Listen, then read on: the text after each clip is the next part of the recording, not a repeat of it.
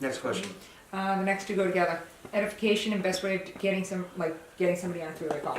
Edification is key, and I wish Chad didn't just leave because I just saw Jake Palermo, whoever knows Jake Palermo from New Hampshire, post on his personal page about Chad. And was like, I'm so proud to be in business with this man, and this young gentleman has been doing big things, and was speaking just like that, this young gentleman. And then in the comments, you see all of New Hampshire saying, it's an absolute pleasure to be with you, sir. I love what we're doing here, sir, miss, ma'am. And I just step back for a second, I'm like, we're getting that culture back that they had in 1900s. They had in the era of the Titanic, when people spoke elegantly, and people gave each other respect. Yes, ma'am, yes, sir. That's what people did back in the day. We lost that. Now it's like, what's up, dog?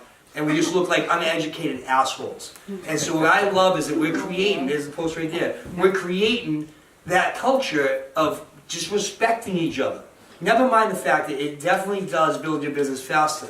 Because if you edify me as Darren and put me on a three-way call, or if you edify me as Mr. Burks and put me on a three-way call, who are they going to give more respect to? Mr. Burks. And I hate it, trust me, I hate saying call me Mr. Burks. Like, I don't want to sound like an entitled douchebag. But it works.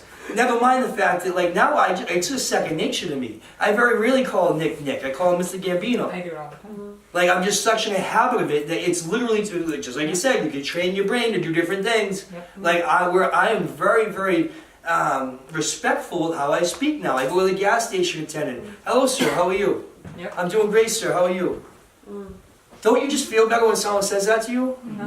If the whole world talked like that, we'd be in a much different place.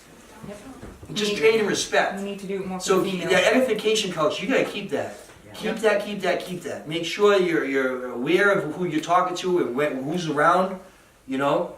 Because if someone says, if someone's edifying Nick to their guest, and it's like, oh, Mr. Gambino, I come over, I'm like, what's up, Nick?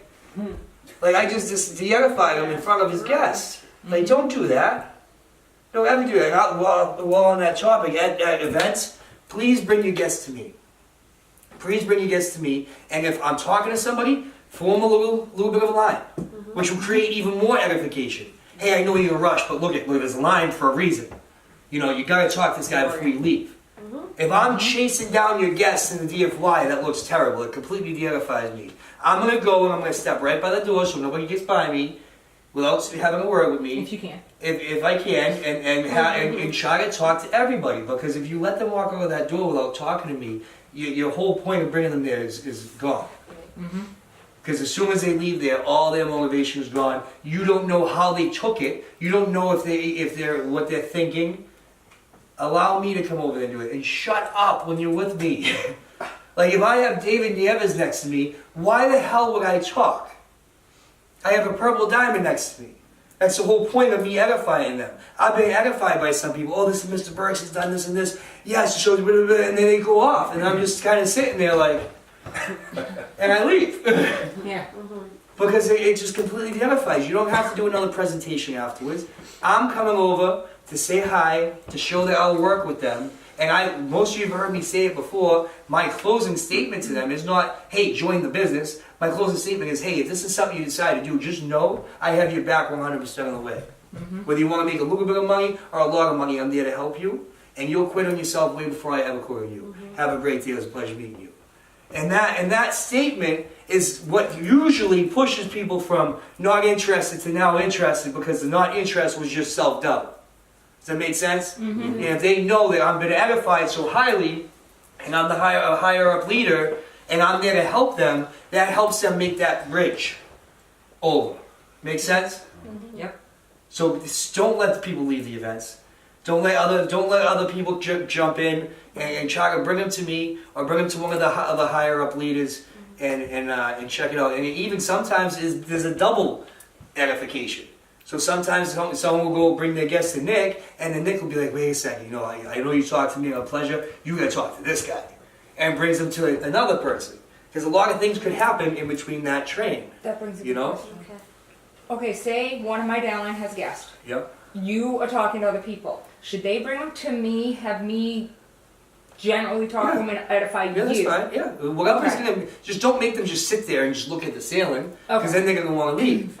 you know, but make it purposeful that you're going to get them to talk to me before they leave, so they can talk to one of the higher ups and they know that they're going to be taken care of. The key is also like you gotta pay attention because like Michelle was at the moment busy, and then I mean I know a little bit. Obviously I'm not high up yet, Yep. but I was giving the guy conversation. I was like, Right. okay, so what was your favorite part? Interacting with him.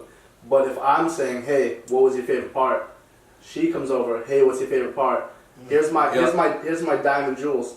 What was your favorite part? Right. Then it all seems like a show. Right. You know. So at DFY, I know I told everybody that 1 to 10 thing. Let me handle that. Yeah, Okay. exactly. Let me handle that. Okay. Have a little bit of small talk and get some maybe objections out of them, and then that way you can bring them to me and be like, oh hey, this is my friend Susan. Susan's a little worried about this, so I kind of have a little bit of an idea what's going on, and then I'll be like, okay Susan, tell me 1 to 10, because if you've already done that, or if you are going to do that.